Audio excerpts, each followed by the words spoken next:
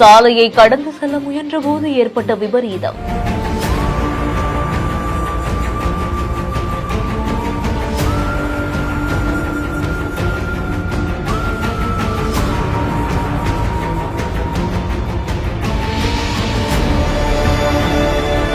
கடவுளே, மகனோட கண்ணு முன்னாடியே தாய்க்கு இப்படியா நடக்கணும்?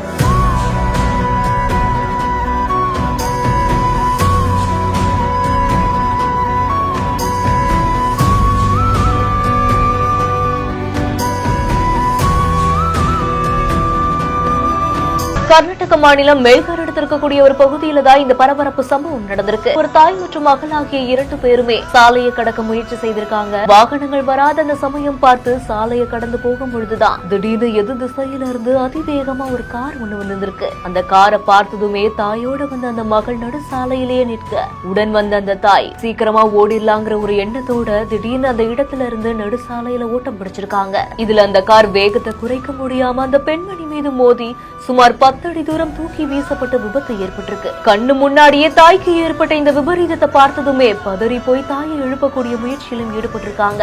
மேலும் இது குறித்து பந்த்வால் காவல் நிலையத்துல வழக்கு பதிவு செய்து தீவிர விசாரணையும் செய்து வருவதாக கூறப்படுது.